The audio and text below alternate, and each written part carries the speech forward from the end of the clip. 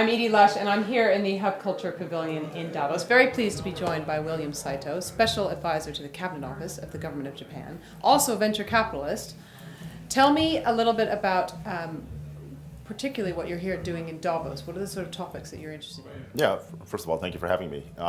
This Davos is a pretty interesting one. This is the first time where I've been in charge of in a certain sense, the Japanese delegation here. Mm-hmm. Japan has made a big splash at this year's Davos as our Prime Minister gave the opening keynote. Mm-hmm. That I was actually pleasantly surprised that it was so well received. Mm-hmm. On top of that, we had 3 ministers come with him, and so countless bilaterals and such. Mm-hmm. This is a lull before the next storm, where we'll have 2 other ministers come on Saturday. Right. And on top of all of this, I was the MC for Japan Night and also MC for Japan Lunch tomorrow. Okay. I don't know if you're happy to talk about this, but I'd love to hear a little bit about where things stand. I had Joe Nye in here talking about the issues between China and Japan over the islands, and it's been in some cases people have compared it to the beginning of World War I, 100 years on. He said that wasn't the case, but I'd love to hear your take. Yeah, it's interesting. I've known Joe for a number of years, and I think he is definitely the expert on this kind of topic. But the Prime Minister made references to 1914 with Japan and China being similar to UK and Germany. But I think the differences, are really at that. And the difference is whether you hear it from the Chinese perspective or the Japanese perspective.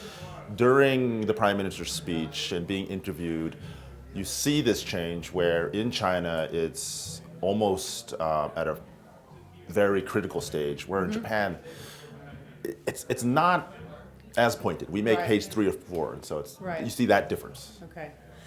I want to move it to another subject that I imagine is interesting between China and Japan, and something I know that you work on, which is the worries about cybersecurity. So I'm wondering what you're thinking are the kind of the crimes that we might be seeing committed in the next couple of years. Yeah, no, cybersecurity is my forte, and I think it's something that doesn't have as much importance placed on it as it should. Mm-hmm. It's the fundamental enabling technology of the internet. It's what makes the internet useful. Right. And for the internet to continue to become useful, you need to put more emphasis on cybersecurity. So it's not necessarily the loss of intellectual property, but sometimes it's in terms of good faith, or your brand image.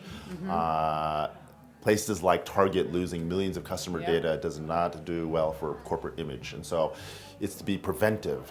I always say in Japan that the next accident investigation run by the National Diet, I don't want it to be on cybersecurity. Right. And so it's preventing all sorts of things. We now have refrigerators sending spam to people. I know. It puts spam in a new kind of context. That's a good one. I'll have to use that. But yes, exactly that. And so it's people don't realize how computing is so pervasive and that they're all security risks.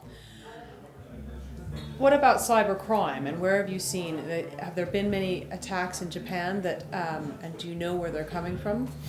There have been a lot of cyber crimes and cyber issues in Japan. A lot of it's domestic, and a lot of it is really people sending fake emails to create transactions to fund or wire money into other people's accounts. In Japan, it's actually very, very easy to wire money between people. But yes, there are attacks from the outside where secrets are stolen from corporations and you see products turn up in other countries before the Japan launch. Right. William, I'll leave it there. Thank you so much for stopping into the Hub Culture Pavilion here in Davos, and I'm Edie Lush.